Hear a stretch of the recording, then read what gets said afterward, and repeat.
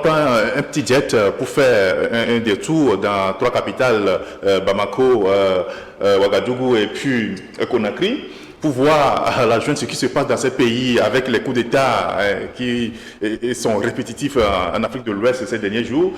Luc, c'est le président rwandais qui disait la dernière fois qu'il y a des coups d'État parce qu'il y a une mauvaise gouvernance en Afrique. Oui, j'ai lu avec beaucoup d'intérêt son interview, mais je voudrais faire quand même quelques remarques d'ordre général.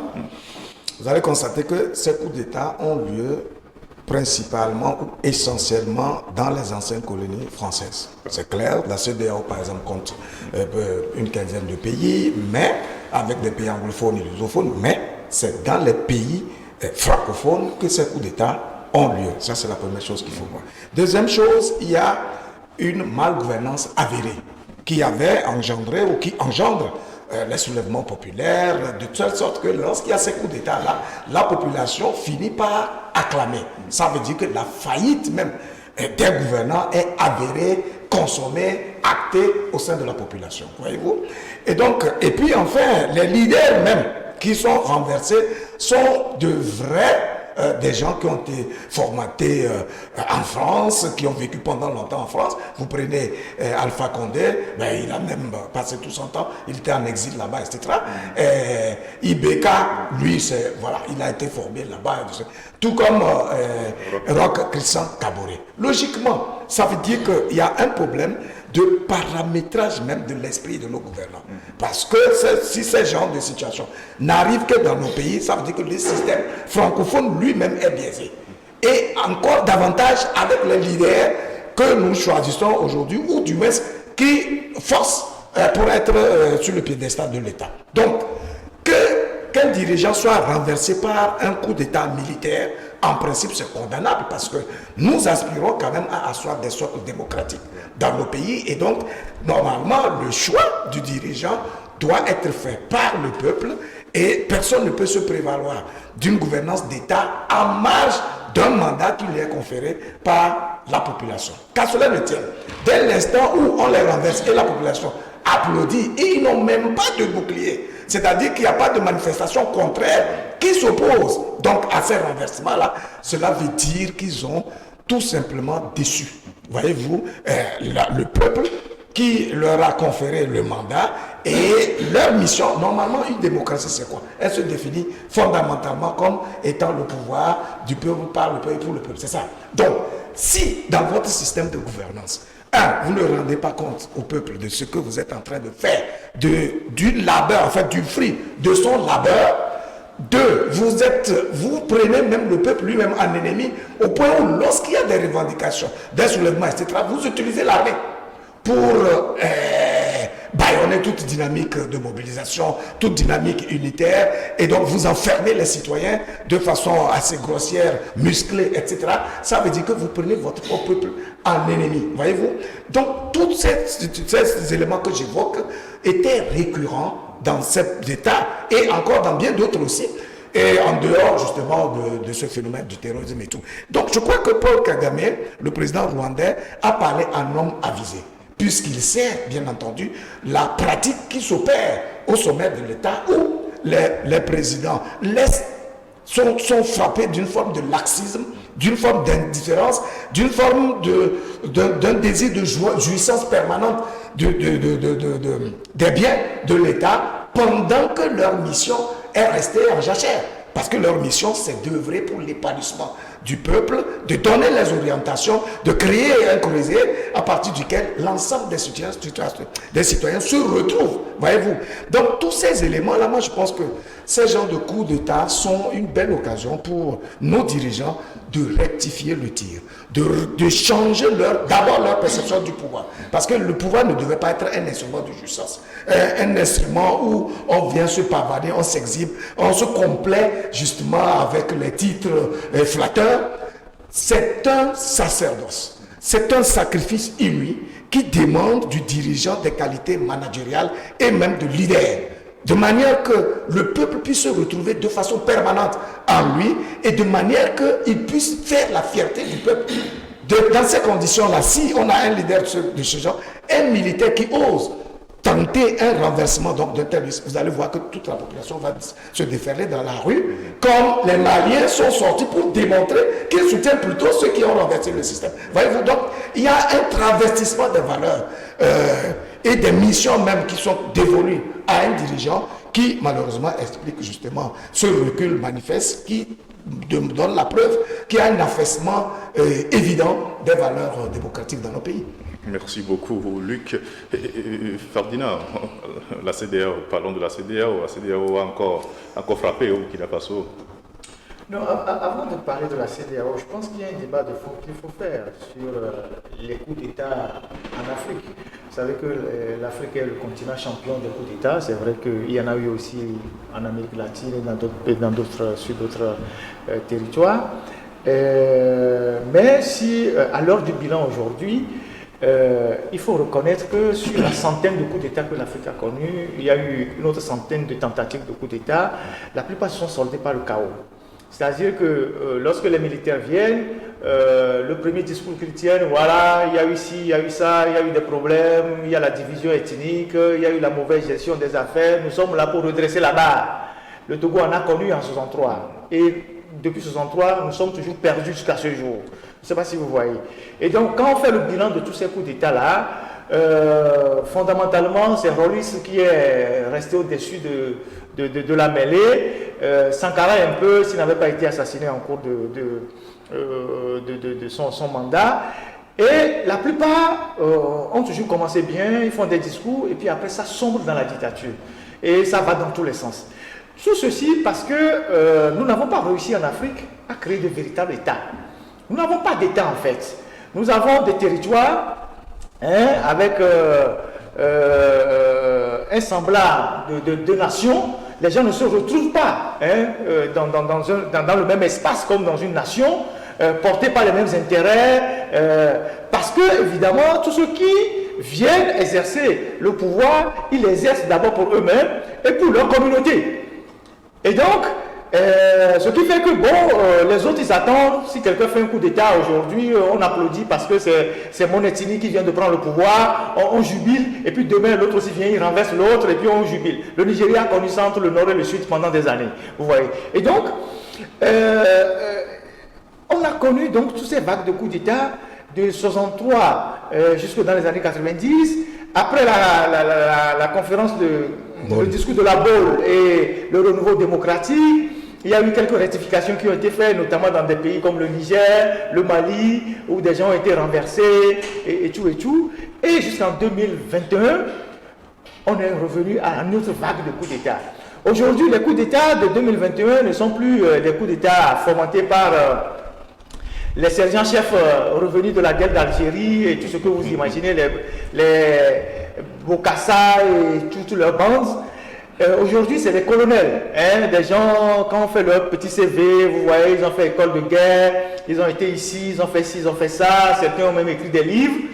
Et dans un contexte où ceux qui ont la gestion de nos pays aujourd'hui n'ont pas été à la hauteur des attentes des populations. Ce qui fait que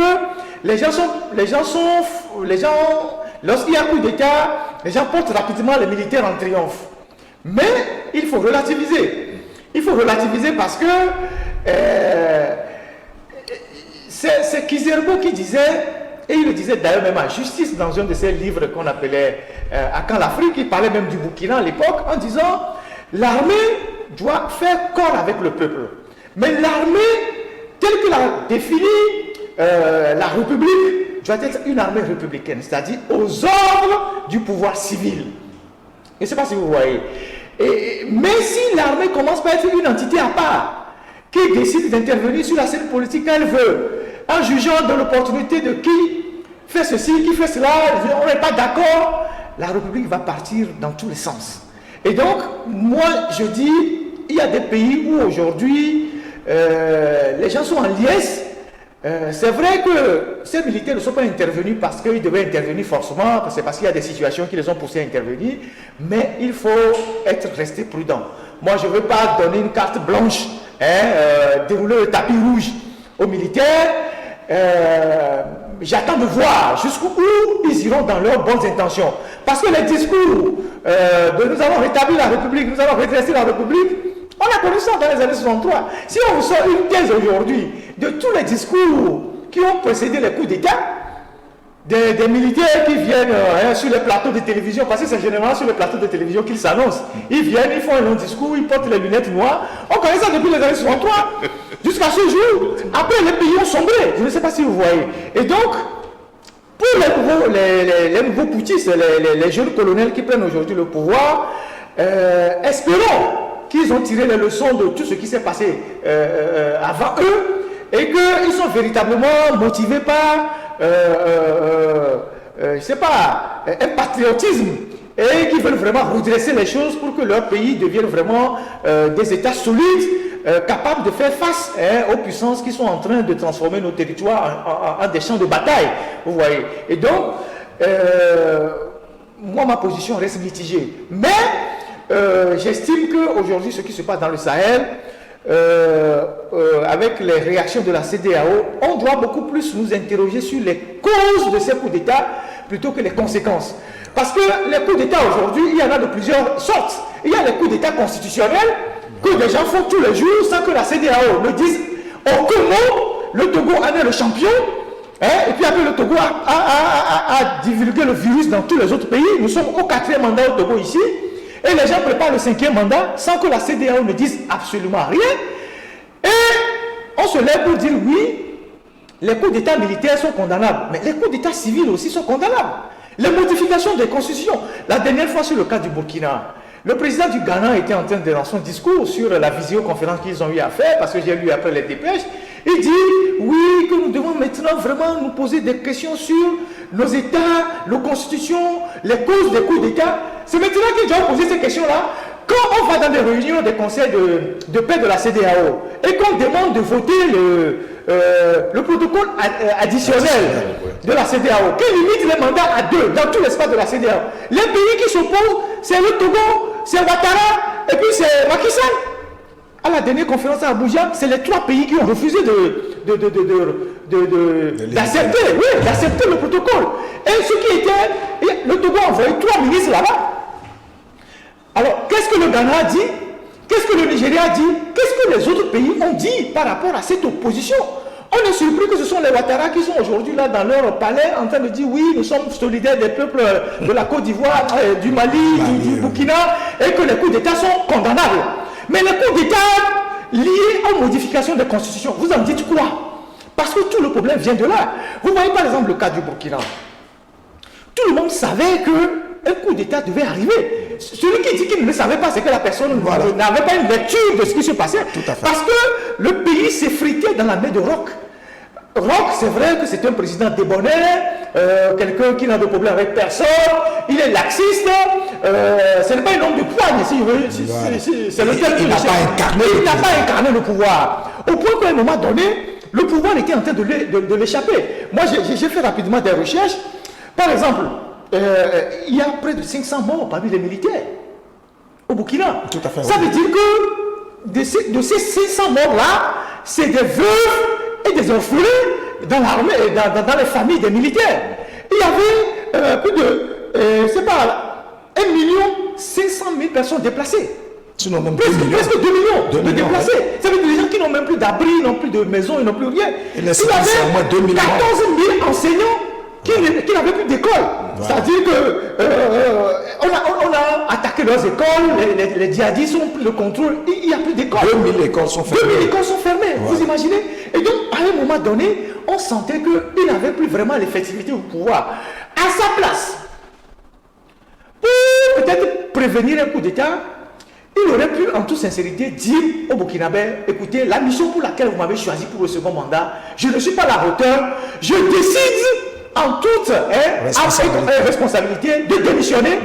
Il aurait pu, à travers ce acte-là, laisser les institutions fonctionner normalement. C'est-à-dire qu'on convoque les assises nationales, on essaie de voir qu'est-ce qui s'est passé pour que le président démissionne, on confie le pouvoir au président de l'Assemblée nationale, et puis on fait 3 mois de transition, et puis on remet les institutions en place.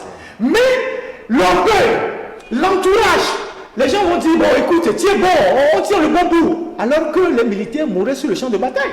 Moi je ne suis pas d'accord que quand les militaires ont des soucis, ils viennent renverser le pouvoir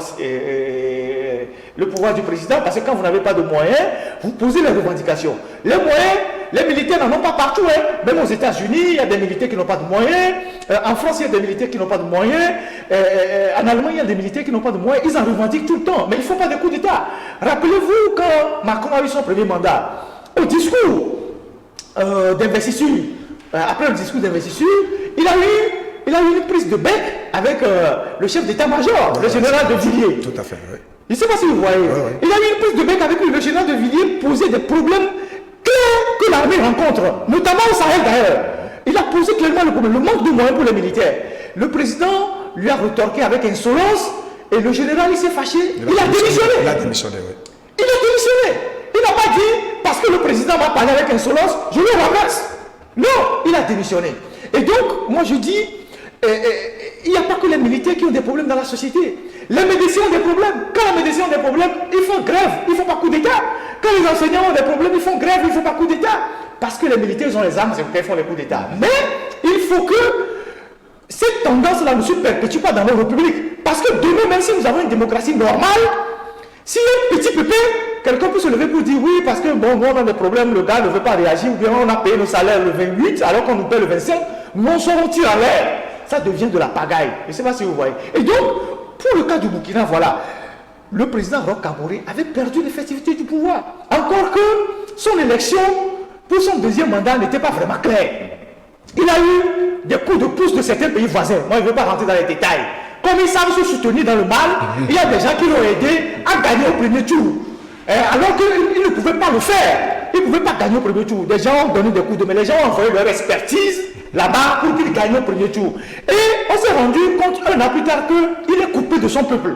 Vous voyez ça. Et donc, aujourd'hui, il est important qu'il y ait toute une réflexion par rapport au coup d'État en Afrique, et surtout dans les zones francophones, et qu'on puisse bâtir des institutions fortes, on puisse bâtir de véritables nations.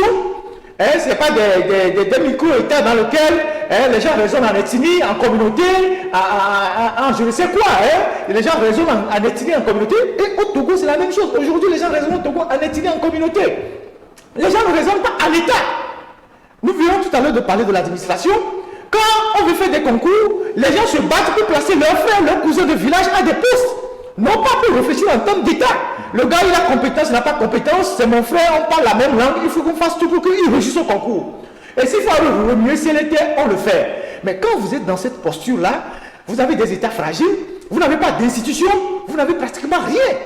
Est-ce que vous pensez que... Vous avez vu Donald Trump aux États-Unis? Il était sur le point de faire un coup d'État. Nous sommes d'accord? S'il n'y avait pas des institutions solides aux États-Unis, ce monsieur n'était pas prêt à lâcher le pouvoir. Il dit qu'on l'a volé. Il est dans son droit de dire qu'on l'a volé. On ne sait pas les éléments qu'il avait pour le dire. Mais il était en obstruction systématique à la venue du nouveau président. S'il n'y avait pas des institutions solides aux États-Unis, il allait foutre le bordel dans la République. Vous voyez. Et donc, nous avons besoin d'institutions fortes pour cadrer le président de la République, pour cadrer le Premier ministre, pour cadrer les ministres. Ce n'est pas parce que vous êtes président que vous êtes devenu un dieu, que vous piétinez toutes les institutions, que vous piétinez tout le monde. Les pays aujourd'hui, comme le Ghana ou le Nigeria, font des efforts d'avoir quelques institutions. Par exemple, au Ghana aujourd'hui, le président ne peut pas se permettre de faire n'importe quoi. Et il va être recadré par les institutions. Vous pensez qu'avec nos institutions aujourd'hui que nous avons là, pour tous ceux qui disent qu'il faut qu'on ait une monnaie, c'est normal qu'on ait une monnaie. Si demain vous avez une monnaie et que le président a tous les pouvoirs du monde, il demande au président de la Banque centrale de lui donner des 1000 milliards et le président refuse, il envoie sa copine là-bas qui devient DG de la banque. Et il prend l'argent comme il veut et il n'a aucune institution pour le cadrer. Ni la justice, ni les autres institutions de compte pouvoir. Et donc nous avons un travail à faire, bâtir des institutions solides d'abord et puis après mettre une nation en place et on verra pour le reste. Les coups d'État, c'est une bonne chose parfois quand ça permet de libérer le pays de certains qui le gèrent comme ils veulent, mais après ce n'est pas la solution. Merci beaucoup. Il a dit tellement de choses intéressantes. Je voulais revenir à la conclusion. J'avais fini par une conclusion pour dire que, en fait, c'est un signal et c'est une belle leçon pour ces dirigeants, pour qu'ils comprennent qu'ils doivent changer de tir, de rectifier le tir. En réalité, la gouvernance d'un État, je veux dire, le management des hommes, c'est un métier qui s'apprend. Donc la politique, en réalité, c'est un métier qui s'apprend. C'est une école. C'est une vraie école. Ouais. Le militaire, il est paramétré pour défendre l'intégrité du territoire, assurer la sécurité des citoyens et faire en sorte que le pays puisse vivre dans la paix. En vérité, il n'est pas formé pour être un leader. Et donc pour accéder au pouvoir qui demande, qui sollicite de lui des facultés dont il n'a pas été doté, à vrai dire. Donc, en tout état de cause, forcément, oui, ce que je veux dire, de toutes les façons, au-delà même de la formation que vous allez recevoir à l'école, etc., il y a votre personnalité qui compte, il y a votre culture qui compte, il y a votre vision et vos aspirations qui comptent, voyez-vous. Il y a des gens qui n'avaient pas été formés, mais qui ont réussi à faire des prouesses extraordinaires. Il y a d'autres qui sont formés, qui disent être des diplômés, gargarisés de tout, mais qui ne foutent absolument rien. La preuve, c'est que les 3 chefs d'État qui ont été renversés, ils ont un niveau minimal de doctorat. On est d'accord. Donc, a priori, nous avons investi notre confiance à cette élite intellectuelle venue donc de l'Occident, avec l'espoir qu'ils participeraient ou bien qu'ils provoqueraient le déclic de la refondation de nos États, de la construction des États solides, etc. Malheureusement, après 60 ans, on constate que c'est le fiasco. D'où l'impératif lorsqu'il dit ouais, il faut vraiment qu'on réfléchisse à la mise en place des institutions fortes. En réalité, c'est de la responsabilité de celui à qui on a confié un mandat, de faire en sorte à structurer l'État et à comprendre que c'est même de son propre intérêt que de dispatcher, même de déléguer des pouvoirs et de faire en sorte qu'il y ait des institutions fortes, des contre-pouvoirs qui regardent la façon dont l'État est géré et qui puisse contrer, réguler et contribuer avec un regard différent. Voyez-vous? Mais il se trouve que la perception que nos dirigeants ont du pouvoir, c'est que ce sont des instruments de jouissance. C'est des instruments qui leur permettent, eux, de s'affirmer en tant que grand monsieur. C'est-à-dire que lorsque tu es président ou tu es un dirigeant, c'est comme si tu étais d'emblée doté d'une faculté extraordinaire, d'une capacité, d'un coefficient intellectuel au-delà de la normale. Mais non, c'est une question d'opportunité. Et c'est une question de discours que tu as servi et qui a conquis la confiance d'un certain nombre de personnes. On se dit, normalement c'est un défi. Lorsque vous êtes dirigeant, vous avez un défi. Vous ne pourrez rentrer dans l'histoire véritablement qu'à la mesure des actes et des œuvres que vous allez accomplir dans l'intérêt du peuple et dans votre capacité à restructurer l'État et à faire en sorte que la fierté puisse émerger aussi bien au sein de la population que dans votre appareil directionnel, voyez-vous. Mais lorsque vous prenez l'État, le pouvoir comme un bouclier, d'abord de votre propre protection et ensuite de jouissance, etc., donc vous avez tendance à confisquer tous les pouvoirs parce que vous aimez quand on vient vous faire la cour et on vous dit tous les jours, on vous répète des dithyrambes, des langages laudatifs, des mesures qui en réalité ne flattent que votre ego. Or, dans ces conditions-là, vous finissez par vous comparer à Dieu sur terre et donc vous ne comprenez pas que vous devez faire un travail permanent sur vous pour éclore vos facultés et vous élever davantage au-dessus du matériel de manière à laisser des impacts qui résistent au temps et à l'espace. Je crois que c'est cet exercice auquel nos dirigeants d'aujourd'hui doivent pouvoir s'adonner. Maintenant que les militaires, certains militaires sont déjà sur le piédestal de l'État, c'est tout ce que nous pouvons leur recommander. C'est-à-dire que s'ils viennent vraiment comme des gens providentiels, qui peuvent sauver les pays de la situation chaotique dans laquelle ils se retrouvent, tant mieux. Voilà pourquoi moi je me permets d'avoir une présomption positive sur ces gens-là et j'aime toujours les juger à l'acte. Donc moi en général quand je veux juger quelqu'un, je le juge à partir des actes qu'il a eu à poser. J'observe avec regret et même désarroi que nos gouvernants là, venus de cette élite de ce monde occidental, n'ont pas compris qu'au-delà de l'école du blanc, il faut aller à l'école de la vie. Et cette école de la vie vous impose un besoin de vous conformer avec vos valeurs identitaires, vos valeurs culturelles, les réalités existentielles de votre peuple, de manière que les actes que vous posez, le peuple puisse vous comprendre et vous se retrouver en ce que vous faites. Voyez-vous?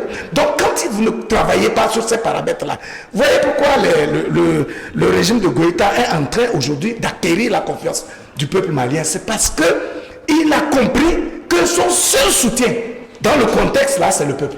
C'est-à-dire qu'aucun chef d'État n'a de rempart véritable en marge de son peuple.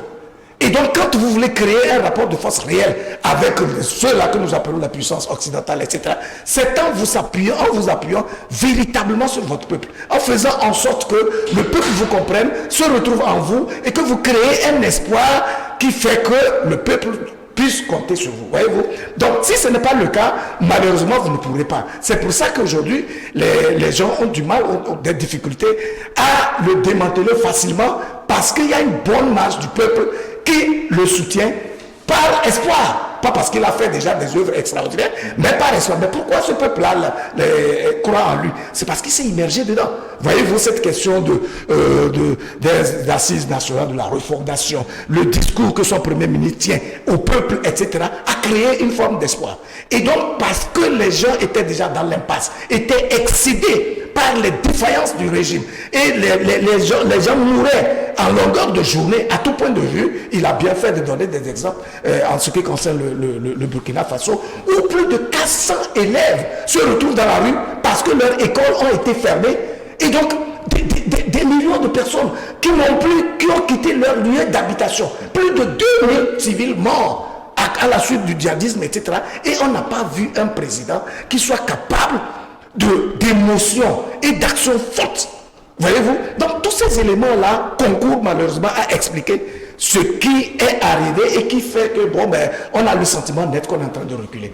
Donc, c'est clair, c'est vrai que même les puissances occidentales, ceux-là que nous appelons puissances aujourd'hui, leur parcours n'a pas été lisse par le passé. Quand vous prenez l'histoire de la France, vous savez qu'il y a eu beaucoup de soubresauts avant qu'elle atteigne aujourd'hui ce niveau de démocratie avancée. Si nous optons véritablement pour la démocratie, il faut qu'on soit capable de faire émerger des leaders au sein de la société qui vont traiter le peuple par des idées éclairées, inspirantes et qui permettent de réorganiser la société de manière que le vivre ensemble soit véritablement garanti. Si ce n'est pas le cas, malheureusement, on va faire du coq à l'âne, on va ergoter autour du pot et voilà, ces genres de situations déplorables vont nous surprendre à chaque fois. Voilà, merci beaucoup.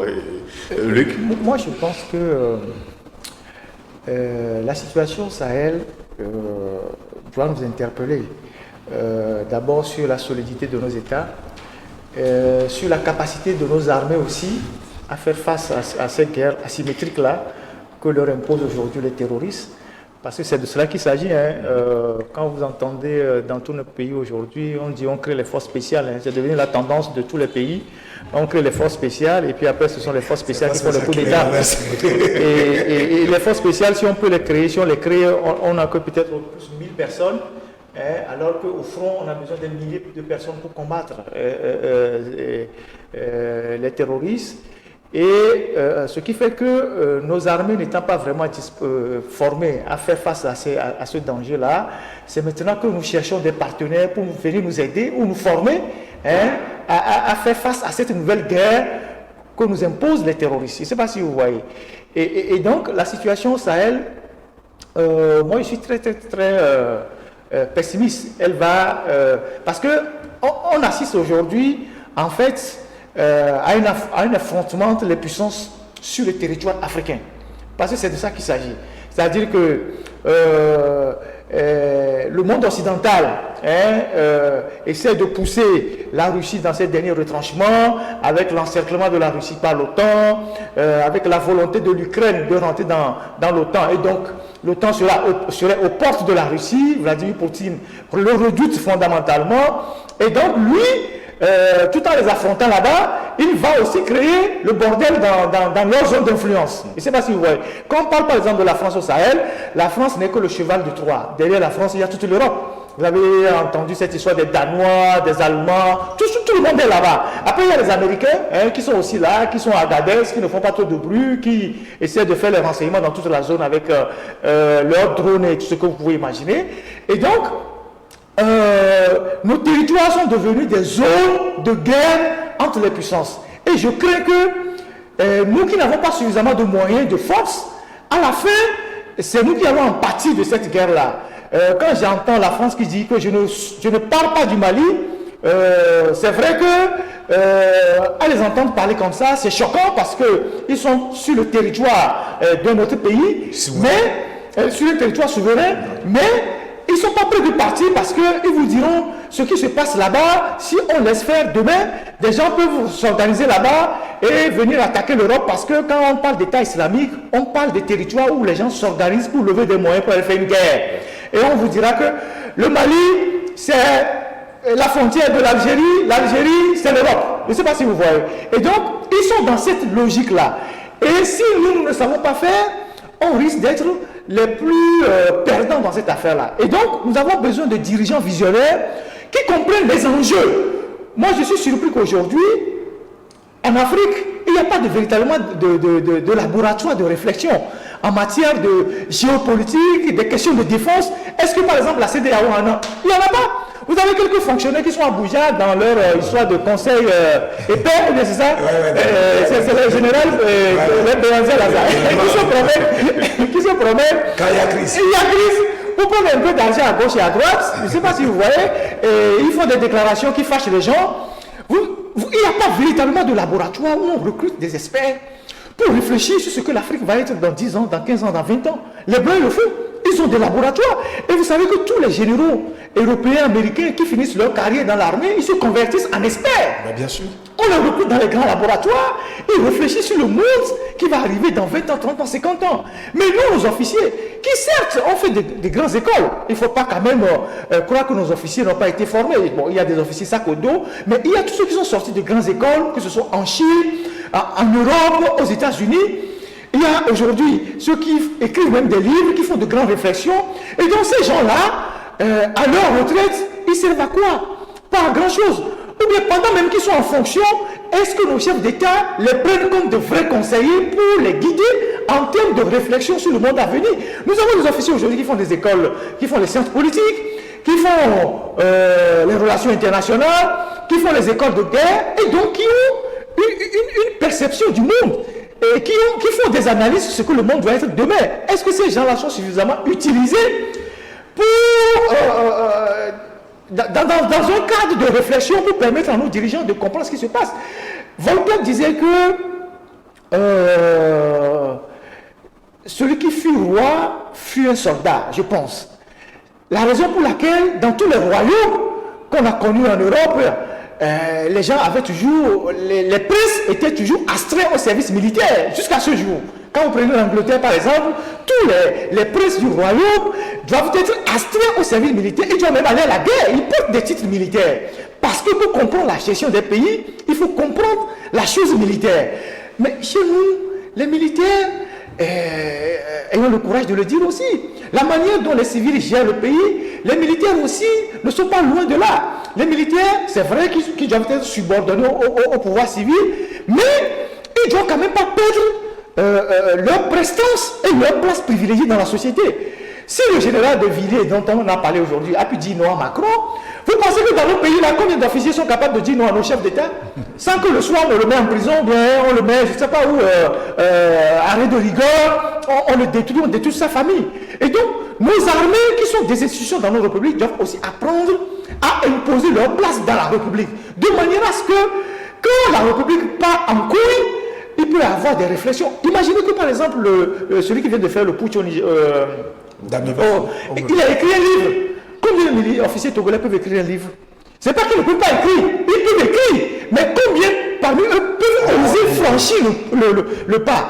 Parce qu'on leur a imposé une manière de vie où il n'y a même pas la réflexion, au point que tu peux même imaginer que tu peux mettre un livre, tu peux écrire un livre sur des enjeux qui ne sont pas liés à des enjeux de pouvoir, mais à des enjeux liés au fonctionnement seulement de l'armée. C'est-à-dire qu'il y a une réflexion qui permet aux gens de savoir que l'armée doit subir des mutations pour être vraiment une armée de pointe qui pourrait aller au front. Donc, il y a toute une réflexion à faire dans nos pays et il est important que ceux qui tiennent le pouvoir dans nos pays doivent comprendre que en 2022, là, il y a une vague. Le peuple les peuples ne peuvent plus s'accommoder des dirigeants qui sont dans leur tour d'ivoire, qui ne comprennent rien, qui ne jouissent que du pouvoir, qui marchent sur le tapis rouge, qui a un gars qui tient leur sac derrière. Même pas fabriqué. Oui, qui a un gars qui tient leur sac derrière, et que eux, ils ont tout, et que les autres n'ont rien. Ils sont dans les avions, ils sont dans les conférences. Et puis après, quand le peuple s'exprime, on envoie quelques individus pour les réprimer. Vous avez vu la dernière marche à Ouaga? On a réprimé les gens. Et c'était la goutte d'eau qui a fait déborder le vase. Et puis on a coupé l'Internet. On a coupé l'Internet. Et c'est des pratiques que nous avons pour au Togo ici. Au Togo ici, on écoute tout le monde parce que nous, on a même Pegasus, on écoute tout le monde. On rentre dans la vie privée des gens, on arrête des gens, on enlève des gens, on écrase les gens. Et les gens n'ont même plus le droit à la parole. Le droit à la parole qui permet même aux gens de rire un peu, de bavarder comme on bavarde là, on nous prend même ça. Donc, à un moment donné, ceux qui font ça, le jour où il y a une force qui s'abat sur eux, tout le monde est en transe, les gens se réjouissent. Et donc, aujourd'hui, on voit très bien que tous les partisans du pouvoir à vie, ceux qui sont dans les deuxième, troisième, quatrième mandats, ceux qui modifient les constitutions, avec la vague des coups d'État qui arrive là, comme le printemps des colonels là, tout le monde a, il y a la peur qui s'est emparée maintenant des palais présidentiels. Je suis convaincu que Macky Sall, qui est dans son projet, même s'il ne le dit pas clairement, qu'il ne réfléchit qu'à prendre un troisième mandat, bon, je rappelle que le Sénégal est le seul pays en Afrique de l'Ouest pour n'avoir jamais connu de coup d'État, il va réfléchir par deux fois avant de vouloir foncer, avant de vouloir sauter le verrou de la Constitution. Au Togo, où on est dans le quatrième mandat, avec toutes les difficultés qu'on a aujourd'hui, c'est vrai qu'on passe à un cinquième mandat, on passe même peut-être même à un sixième mandat, ça va commencer par réfléchir. En Côte d'Ivoire, ou Ouattara, que les gens ne ratent pas du tout, parce que les gens ne le ratent pas du tout. Et lui aussi, il va commencer par réfléchir. Et c'est ça aujourd'hui, en fait, le message que les événements au Sahel envoient à ces chefs d'État-là qui veulent s'accrocher au pouvoir contre la vie de leur peuple. Et je pense que c'est la leçon à tirer. Et s'il y a une réforme fondamentale à faire au niveau de la CEDEAO, c'est qu'il faut mettre les sujets sur la table et se dire toutes les vérités. C'est en cela que l'Afrique manque de leadership. Nous n'avons plus de leader. Talon disait que le Bénin est un pays... de pagaille. Non, pas seulement de pagaille, mais il y a un désert de compétences. C'est ça? Oui. Voilà. L'Afrique aujourd'hui, c'est un désert de leadership. Il n'y a pas aujourd'hui un chef d'État qui peut avoir le courage de dire la vérité à son prochain sans que cela ne provoque des histoires. À un moment donné, c'est comme vous êtes dans une cité, il y a des rois, il y a des chefs.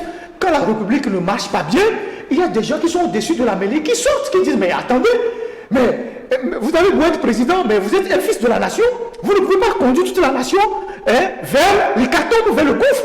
Et c'est les Moronaba, c'est les gens comme les chefs de Ashanti, c'est certains guides religieux qui ont le pouvoir de dire la vérité à des gens, fut-il même des chefs d'État. Aujourd'hui, est-ce que parmi les chefs d'État africains, il y a des gens qui sont capables de se dire la vérité? Ils ne peuvent pas se le dire parce que entre eux, ils sont tellement compromis, ils se sont tellement compromis, ils se tiennent. Je ne sais pas si vous voyez. Voilà. Vous m'avez aidé à prendre un troisième mandat ici, je vous ai donné un peu d'argent. Vous m'avez aidé à prendre un quatrième mandat, je vous ai favorisé quelque chose, tu ne peux pas parler de moi. Je ne sais pas si vous voyez. Parce que je vous tiens quelque part, on se tient. Et donc, dans les conférences, puisque je vous ai aidé à gagner un deuxième mandat par la fraude, en vous envoyant peut-être quelques soutiens, dans les conférences, les gens, à un moment donné même, s'ils savent que ce qu'on dit n'est pas bon, ils grattent la tête, ils se disent, bon, comme c'est la Côte d'Ivoire là, on n'a qu'à vite parler, on va partir. Moi, je ne vais rien dire parce que je ne veux pas frustrer mon collègue parce qu'il m'avait aidé dans une autre situation. Comme c'est le Togo là, bon, le Togo là, c'est un pays où on venait prendre des choses. Donc, si on parle mal maintenant là, ou bien si j'interviens, le président togolais va se fâcher contre moi. Donc, on n'a qu'à vite finir la conférence, on va rentrer. Donc, finalement, on ne discute même pas du sujet, on ne dit rien, tout le monde passe à côté, et puis on rentre à la maison, alors que le problème est là. Et aujourd'hui, voilà les problèmes qui reviennent à la surface. Et les chefs d'État posent la question de savoir qu'est-ce qu'on fait pour arrêter les coups d'État. Vous savez ce qu'ils doivent faire pour arrêter les coups d'État? Pour arrêter les coups d'État, il faut limiter les mandats, il faut la bonne gouvernance, il faut lutter contre la corruption, il faut que les richesses de nos pays soient partagées de manière à ce que les populations, je ne sais pas, puissent avoir un minimum de confort pour éviter de rentrer dans les aventures comme ça. Quand on vous dit qu'on a arrêté un avion, on a arrêté des gens en Côte d'Ivoire avec des 2 milliards. C'est ça, 2 milliards. Ces jours-là, il y a un scandale avec le Bénin et la Côte d'Ivoire là. 84 kilos d'or. Et 2 milliards de liquide en euros et en livres sterling. En devises. Vous connaissez la destination finale? C'est Dubaï. Ouais. C'est Dubaï. C'est la destination finale. Dubaï aujourd'hui, c'est devenu la destination du pillage de l'Afrique. Tous les flux financiers aujourd'hui qui partent de l'Afrique, c'est vers Dubaï. Et qui sont ceux qui organisent ça? C'est le chef d'État, c'est le ministre, c'est le collaborateur. Alors quand vous pillez le continent comme ça, parce qu'on ne peut plus envoyer autant d'argent en Europe aux États-Unis parce que les gens font des investigations, on arrive à les pincer facilement, c'est Dubaï qui est devenu leur destination. Et quand vous pillez les pays comme ça, et que vous laissez les populations dans la misère, vous allez déposer l'argent dans les pays arabes, qui eux en ont déjà suffisamment à travers le pétrole. Quand vous avez des gens de dirigeants comme ça, qu'est-ce que vous espérez pour l'Afrique? Les coups d'État finiront par arriver facilement comme ça. Mais je souris en l'écoutant parce que je pense qu'il allait un peu trop loin même en passant à des laboratoires de réflexion alors que l'activité intellectuelle elle-même est brimée dans nos pays. Est-ce que vous voyez?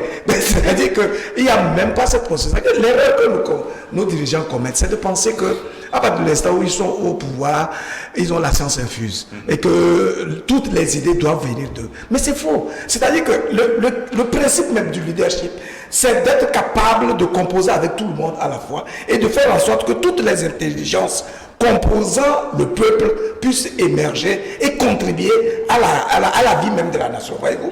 Donc, lorsque vous prenez toutes vos décisions de haut, et vous étouffez systématiquement les libertés d'expression, les libertés de pensée, l'exercice de l'activité intellectuelle.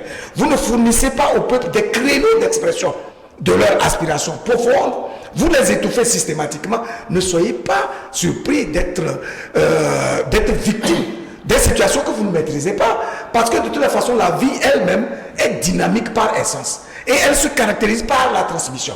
Mais si vous, pour vos intérêts personnels, vous étouffez ce principe naturel, il va vous contourner et il va arriver en force. Je crois que c'est ce qui est en train d'arriver. Et je pense qu'il l'a dit suffisamment, il importe en ce moment-là que nos dirigeants comprennent que le pouvoir n'est pas une fin en soi. C'est une opportunité qui est donnée à un citoyen de pouvoir montrer de quoi il est capable.